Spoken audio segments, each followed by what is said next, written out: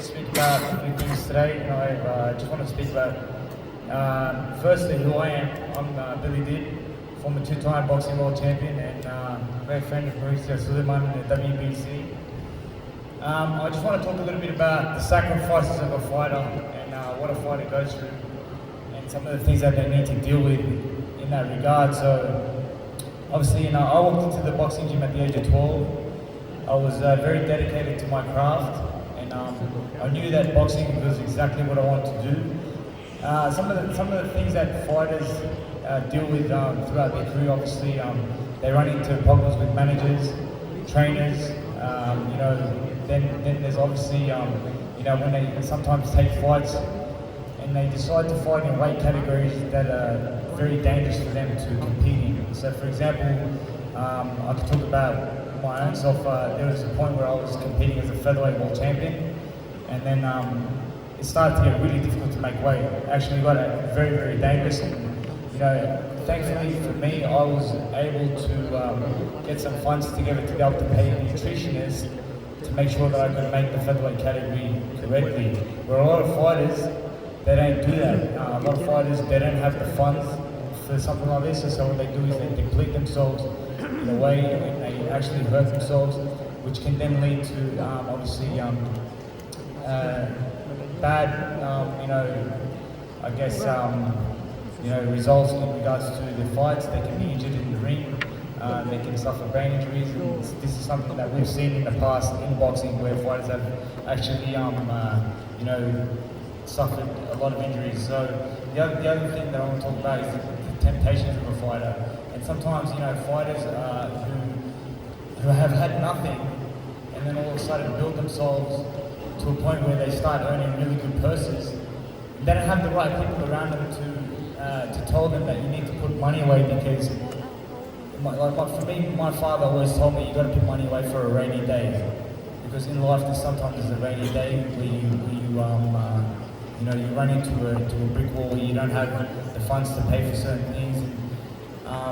A lot of fighters do fall into that temptation where they're earning the purses where they start buying these very expensive cars, they're spending money on jewelry and all these things, but they're not actually putting any money away for the future.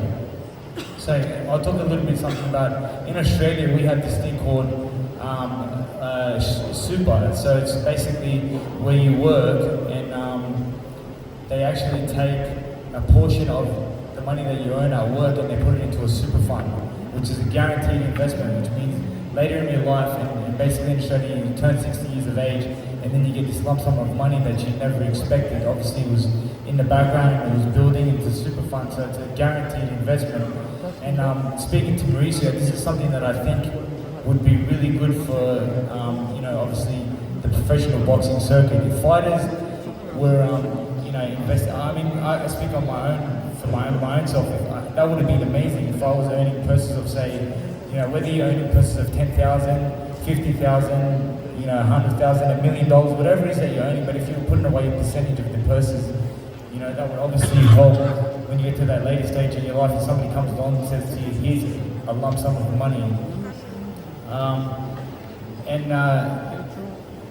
Mauricio and alongside the WBC family have decided to come up with a championship committee in this regard, where we want to see if we can get fighters to the point, correct me if I'm wrong, Mauricio, is to invest some of their money and basically set the future up for themselves, because a lot of fighters go through their whole career and they earn amazing purses and things like that, and then they get to the point where they actually got no money.